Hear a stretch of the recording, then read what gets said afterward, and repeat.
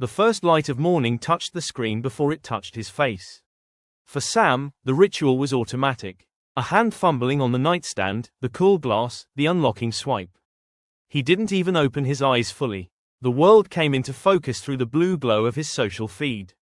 For a moment, it was just shapes and colors. Then the words sharpened. A post from a former classmate, Alex. Incredibly grateful to announce our Series A funding. The number attached was staggering. It was more money than Sam had ever conceived of in one place. The air in his lungs turned cold.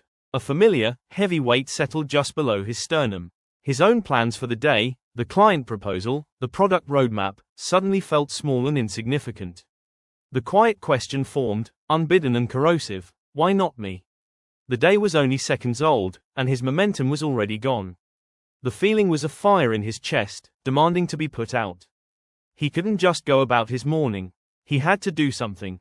The antidote to envy, he believed, was information. If Alex had done it, he could reverse engineer the path. Sam spent the next 2 hours falling down a rabbit hole.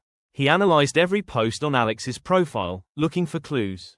He read articles about the investors, studied the market trends, his mind racing to connect dots that weren't there. He found a course Alex had mentioned once, an expensive program about scaling startups. He bought it immediately. The click of the purchase button gave him a fleeting surge of purpose. He was taking action. He was catching up. For the rest of the morning, he devoured the course materials, taking frantic notes. He sketched out grand new visions for his own small business, plans that were suddenly too small, too humble. He felt a temporary high, the illusion of momentum. He was on the path now. The heavy feeling in his chest receded, replaced by the buzz of possibility. But by lunchtime, the high had faded. The new, inflated plans felt hollow and overwhelming. The course was generic. The grand vision was a castle made of sand. The silence in his apartment returned, and with it, the weight, now compounded by the shame of having spent money on a false solution. The cycle was exhausting. The chase for the secret only highlighted the gap he felt. It was during this phase of frantic searching that he began to notice his neighbor, Mr. Evans. Sam's desk faced his window, which looked out over a shared courtyard. Mr. Evans was retired, and every morning, like clockwork, he would come out to tend to a small, intricate bonsai tree he kept on a stand. Sam had seen him for years but never really seen him. Now, in his own state of agitated comparison, Sam watched. Mr. Evans's movements were the opposite of his own.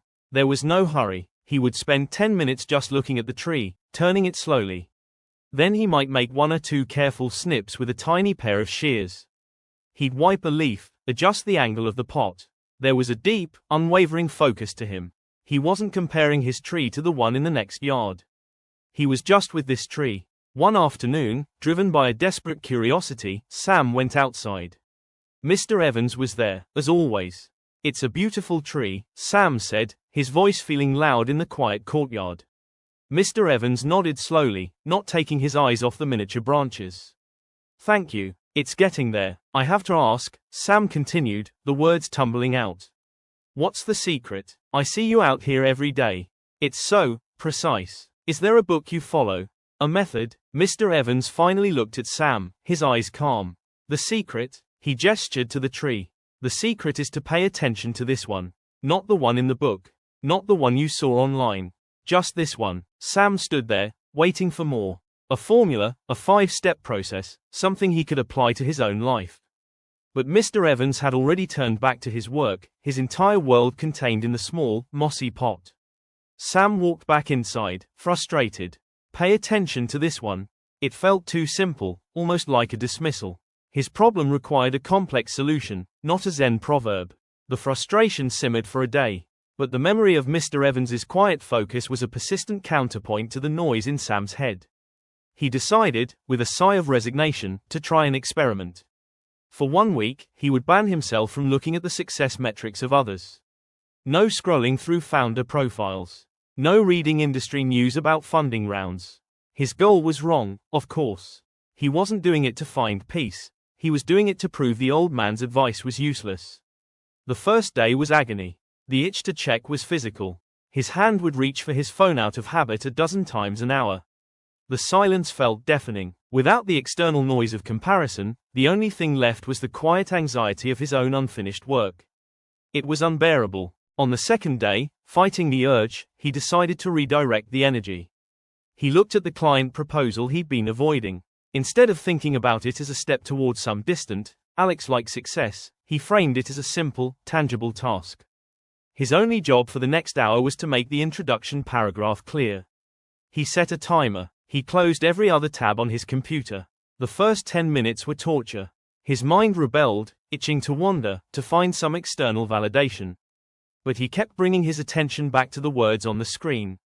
He rearranged a sentence. He deleted a clumsy phrase. He found a better word. Slowly, something shifted. The timer beeped, and he was surprised to realize he had been so absorbed he'd almost forgotten it. For that hour, the weight was gone. The constant, low-grade hum of "not enough" had been replaced by the quiet focus of a single task. It wasn't a dramatic transformation. It was a small pocket of stillness. But in the context of his noisy mind, it felt like a revelation. The anxiety of comparison was a shout. The calm of simple work was a whisper. But the whisper, he realized, was the sound of his own momentum, finally able to be heard. Sam extended the experiment. The 1-week ban became a practice. He didn't try to eliminate the urge to compare. That felt like fighting the tide. Instead, he learned to recognize the signal. The tightness in his chest, the quickening of his breath. These were no longer just symptoms of anxiety. They became a cue, a signal that his attention was drifting from his own path and onto someone else's. When he felt it, he didn't fight it. He acknowledged it. "Ah, there it is," he would say softly to himself. Then, he would give his mind a simple job. He would open the client proposal. He would clean his desk. He would take 5 minutes to just look out the window, not at Mr. Evans's tree, but at the sky. The external noise of other people's achievements didn't disappear, but it began to fade into the background, like traffic sounds from a distant highway. It was there, but it wasn't his main channel. He started to think of his work as his own small garden. Mr. Evans tended to one tree with infinite patience. Sam's work was his tree. Some days, the work felt lush and full of potential, like new growth. Other days, it felt stubborn and stunted. The old him would have judged those stunted days as failures, comparing them to the perpetual bloom he perceived in others. The new practice was to tender it all the same. The value was in the consistency of the care, not in the day-to-day appearance of the leaves. The internal question began to shift. It was no longer the frantic, panicked, "Am I winning?" It became quieter, more curious. Am I engaged? Am I paying attention to my own work right now? This was the rebuilding of a compass. It didn't point north or south. It pointed inward. The real test came a few months later. He was finalizing his own modest product launch, a project he had nurtured with this new, steady attention. He made the mistake of opening a newsletter. There, featured prominently, was Alex. Another monumental success. A partnership with a global brand Sam could only dream of. The old pattern activated instantly. The physical sensation was a familiar vice around his ribs. The heavy weight began its descent onto his shoulders. The voice in his head started its old chant, "See, you're so far behind. Your little project is nothing." But this time, something was different. The feeling arose, powerful and old, but it didn't find a willing host. Sam noticed it. He felt the tightness, acknowledged the heat in his face. He watched the panicked thoughts appear, like notifications on a screen. And then, instead of engaging, he made a conscious choice. He put his phone face down.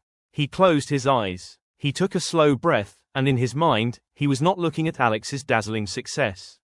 He was looking at his own work, his own small, carefully tended tree. He thought of the quiet focus he had felt while writing the documentation, the satisfaction of solving a small technical problem. He didn't fight the weight of comparison. He simply stopped adding to it. He stopped feeding it with his attention. And as he held still, the weight didn't vanish in a dramatic explosion. It loosened. It lost its grip. It felt like a heavy cloak he had been wearing for years, and he had simply decided to stop clasping it shut. The realization was a quiet wave of clarity. Alex's path was his. My path is mine. The two were not in competition. They were simply different. He felt a lightness that was not about winning, but about being free from the race itself. Your own momentum is waiting for you on your path, not on anyone else's.